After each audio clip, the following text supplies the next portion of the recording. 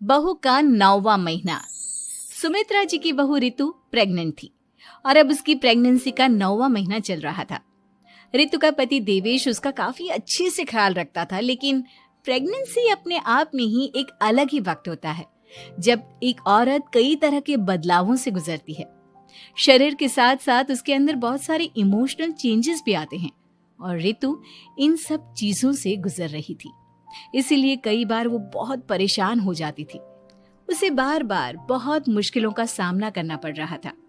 एक दिन अचानक शाम के वक्त रितु जोर जोर से रोने लगी। अरे रितु बेटा, क्या हुआ? तुम रो क्यों रही हो? कुछ नहीं मम्मी जी, बस बहुत परेशान हो रही हूँ मैं। हाँ बेटा, वो तो मुझे भी दिख रहा है, तभी तो रो रही हो तुम। लेकिन परेशानी के पीछे की वजह तो बताओ, आखिर बात क्या है? किसी ने कुछ कहा क्या तुमसे? नहीं मम्मी जी, किसी ने कुछ भी नहीं कहा, बस ऐसे ही मेरा मन कर रहा है रोने का। अरे बेटा, ये क्या बात हुई? रोने का मन कर रहा है? अरे तुम माँ बनने वाली हो, अगर इस तरह रहोगी ना तो बच्चा भी रोने वाले नेचर का पैदा होगा। तो फिर मैं क्या करूं मम्मी जी? मुझे बता अपने दिल की बात, मेरे साथ शेयर कर कि क्या परेशानी है। वो क्या है ना मम्मी जी, मैं अपने पेट की तरफ देखती हूँ ना तो अजीब सी घबराहट होती है। अरे लेकिन क्यों बेटा? तुम्हारे पेट में तो तुम्हारा आने वाला बच्चा है, इसे देखकर तुम्हें खुश होना चाहिए। मम्मी जी वो क्या है ना, मेरा पेट इतना बड़ा हो गया है, शरीर की हालत ऐसी हो गई है तो सोच सोच कर डर लगता है कि मैं कभी फिर से पहले जैसी स्लिम और ब्यूटीफुल हो पाऊंगी क्या। अरे बेटा, ये तो कुछ दिनों की बात है, सब कुछ बिल्कुल पहले जैसा हो जाएगा। कुछ दिनों के बाद तुम्हें चिंता करने की कोई जरूरत नहीं होगी। रितु, क्या हुआ? तुम बार बार करवटें क्यों बदल रही हो? रात के 2 बज रहे हैं, सो जाओ ना अब। देवेश, नींद नहीं आ रही है, मैं ठीक से सो नहीं पा रही हूँ। अरे ये क्या, तुम तो उठकर बैठ गई। इस तरह बैठे बैठे पूरी रात बिताओगी क्या? क्या करूं देवेश, पेट की वजह से जैसे ही लेटती हूँ अजीब सा लगने लगता है, ठीक से सो भी नहीं पाती। तुम एक काम करो, अपने पेट के बगल में एक तकिया लगा लो, तुम्हें ठीक से नींद आ जाएगी। वो भी करके देख लिया, अब तो लगता है जब तक बच्चा इस दुनिया में नहीं आएगा मैं ठीक से सो भी नहीं पाऊंगी। रितु, बच्चा आने के बाद कौन सा चैन की नींद सो पाओगी? कम से कम अब तो आराम कर लो। तुम सो जाओ देवेश, मैं बैठे बैठे ही अपनी नींद निकाल लूंगी। और फिर कुछ दिन के बाद सुमित्रा जी के घर पर कुछ परिचित लोग मिलने के लिए आते हैं। मम्मी जी, आप उन लोगों के साथ बैठकर बातें करिए, मैं सबके लिए चाय बना देती हूँ। अरे नहीं नहीं बेटा, मैं कर लूंगी, अभी तुम्हारी तबीयत ठीक नहीं है ना, तुम आराम करो। अरे मम्मी, घर के छोटे मोटे काम तो मैं करती हूँ ना, चाय बनाने में कैसी प्रॉब्लम? अच्छा ठीक है, अगर कोई परेशानी नहीं है तो बना दो चाय। अरे ये क्या बात है सुमित्रा जी, आप तो दादी बनने वाली हैं। हाँ जी, बस ठीक ठाक तरीके से मेरा पोता या पोती इस दुनिया में आ जाए तो चैन हो जाए। सही कहती हैं बहन जी, एक औरत के लिए ये वक्त बहुत मुश्किल होता है। वैसे बहू की तबीयत तो ठीक है ना? हाँ हाँ, तबीयत तो ठीक है, बस ऐसे ही थोड़ी बहुत परेशानी है जो इस वक्त होती है, उसी से गुजर रही है। पहली बार माँ बन रही है ना, कभी कभी परेशान हो जाती है। सुमित्रा जी रिश्तेदारों से बात करती है और उन्हें काफी देर हो जाती है। रिश्तेदारों के जाने के बाद, अरे रितु बेटा, तुम अभी तक किचन में काम कर रही हो? मैंने तुम्हें मना किया था ना, इतनी देर खड़े रहने की क्या जरूरत थी? मम्मी जी, वो मुझे लगा रात के खाने में देर हो जाएगी, इसलिए मैं साफ उधर बिजी थी तो मैं खाना बनाने लग गई थी। अरे बेटा, तुम तो बिल्कुल कुछ भी नहीं समझती, जरा अपने पैरों की हालत तो देखो। हाँ मम्मी जी, मुझे भी ना पैरों में बहुत भारीपन लग रहा है। ये भारीपन नहीं है, ज्यादा देर खड़े रहने की वजह से तुम्हारे पैरों में सूजन आ गई है। अब कमरे में जाकर आराम करो, चलो। और सुनो, अपने पैरों के नीचे ना तकिया लगा लेना, सर के नीचे मत लगाना, ठीक है? अपने कमरे में जाने के बाद यार ये प्रेगनेंसी भी कितनी अजीब चीज है, कभी रोने का मन करता है, कभी हंसने का। घर में सब मुझे बहुत प्यार करते हैं, लेकिन प्रेगनेंसी की जो प्रॉब्लम्स मैं फेस कर रही हूँ वो मैं किसी को नहीं समझा सकती। ये सब कब ठीक होगा? और फिर एक रात अचानक रितु नींद में उठकर बैठ जाती है और अपने पूरे शरीर पर खुजली करने लगती है। देवेश की आंख खुलती है और वो रितु को इस तरह खुजली करते हुए देखता है। अरे क्या हुआ रितु, तुम ठीक तो हो ना? पता नहीं क्यों देवेश, लेकिन अचानक से पूरे शरीर में खुजली हो रही है। दिखाओ जरा मुझे। अरे लेकिन तुम्हारे शरीर पर तो कोई मच्छर के काटने की या किसी तरह के रैशेस भी नहीं है, फिर खुजली क्यों हो रही है?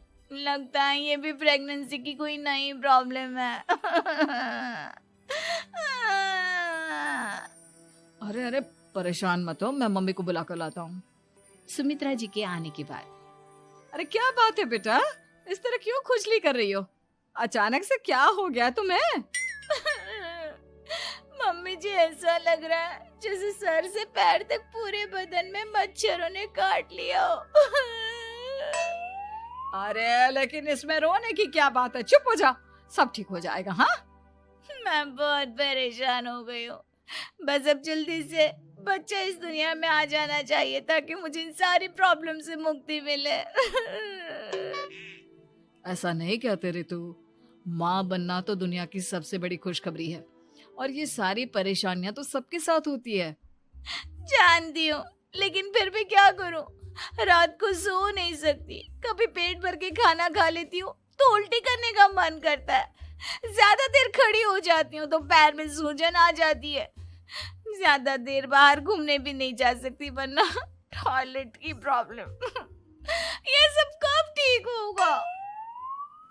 कुछ दिन और बीत गए और अब तक रितु का 9वां महीना खत्म होने का वक्त आ गया था। अब हर दिन रितु बस यही सोचती थी कि उसका बच्चा इस दुनिया में आने वाला है।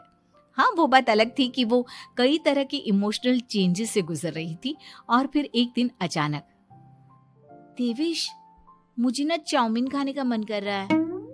अभी रात के 12 बजे? अरे रितु, इस वक्त चाउमीन कहाँ से लेकर आऊंगा मैं? किसी होटल में फोन करो ना, कोई तो डिलीवर करता होगा ना इतनी रात को। नहीं नहीं रितु, इतनी रात को कोई डिलीवर नहीं करता, तुम कल खा लेना, मैं कल तुम्हारे लिए लेकर आऊंगा बस। नहीं, मुझे अभी खाने का मन कर रहा है, मुझे अभी खाना है। अच्छा अच्छा ठीक है, एक काम करो, मैं किचन में जाकर तुम्हारे लिए मैगी बना कर लाता हूँ, क्या पता उसे खाकर तुम्हारा मन ठीक हो जाए। हाँ ठीक है। देवेश रितु को मैगी बनाकर खिला देता है, लेकिन अगले दिन अचानक से रितु की तबीयत खराब हो जाती है। क्या हुआ है बहू को? बेटा तूने कुछ उल्टा सीधा तो नहीं खा लिया ना? मम्मी वो कल आधी रात को चाउमीन खाने की बात कर रही थी तो मैंने इसे मैगी बनाकर खिला दी। अरे लेकिन एक बार मुझसे तो पूछ लेता, इसी वजह से उसे अजीब सा लग रहा है। कोई बात नहीं, वैसे भी बच्चा आने का वक्त पास आ गया है ना, इसलिए ये सब चीजें हो रही है। मेरे पेट में बहुत दर्द हो रहा है, जब से मैगी खाई है तब से पता नहीं क्या हो गया। अरे कुछ नहीं हुआ बेटा, बस कुछ दिन की बात और है, परेशान मत हो। चल हम तुम्हें ना डॉक्टर के पास ले चलते हैं। हॉस्पिटल जाने के बाद, डॉक्टर साहब मेरी बहू की तबीयत ठीक तो है ना? हाँ, वैसे तो सब कुछ ठीक लगता है, डाइजेशन का प्रॉब्लम हो गया है, ऐसे वक्त में हो जाता है। प्रेगनेंसी की वजह से पेट के ऊपर बहुत प्रेशर आ जाता है, इसलिए डाइजेशन थोड़ा वीक हो जाता है। और उन्होंने रात के वक्त मैगी खा ली, इसलिए उनको ये प्रॉब्लम हो गया। डरने वाली कोई बात नहीं है। थैंक यू डॉक्टर साहब, अब हम इसका ध्यान रखेंगे। लेकिन अब रितु की डिलीवरी का वक्त पास आ गया है, आपको उनका पहले से भी ज्यादा ध्यान रखना होगा। मैंने चेकअप कर लिया है, 1 सप्ताह के अंदर रितु की डिलीवरी होने के पूरे चांस है। एक दिन अचानक किचन में काम करते करते रितु के पेट में बहुत तेज दर्द होने लगता है। देवेश, मम्मी जी जल्दी आइए।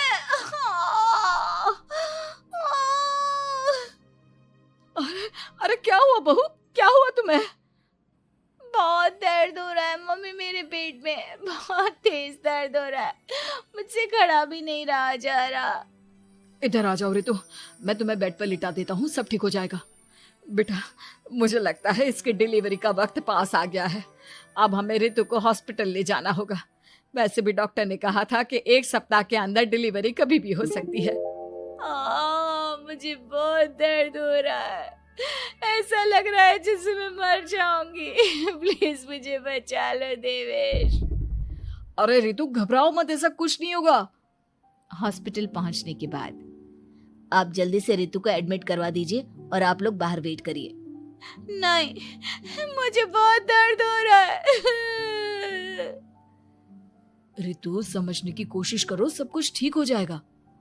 रितु को लेबर पेन शुरू हो गया था और वो काफी तकलीफ से गुजर रही थी।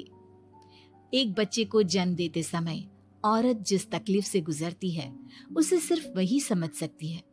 रितु की तकलीफ को देखकर देवेश भी काफी इमोशनल हो गया था। रितु को इस तरह चीखते देखकर उसे बहुत दुख हो रहा था, लेकिन आधे घंटे के बाद जब डॉक्टर अपने हाथ में रितु और देवेश की छोटी सी बच्ची को लेकर आया तो रितु के चेहरे पर स्माइल आ गई। रितु, ये देखो, तुम्हारी और मेरी नन्ही सी बेटी। ये तो एकदम परी की तरह दिखती है। दिखेगी क्यों नहीं, एकदम तुम पर गई है ना, इसलिए। लेकिन मम्मी, उसकी नाक तो मेरे जैसी है। अच्छा ठीक है, नाक तुम रख लो, बाकी सब मेरे जैसा। देखा रितु, तुमने कितनी तकलीफ सही, लेकिन उस तकलीफ के बदले तुम्हें भगवान ने ये छोटी सी परी दे दी। और ऐसा सब औरतों के साथ होता है। तुमने बहुत हिम्मत रखी है बेटा, और इसका नतीजा आज हमारे सामने है।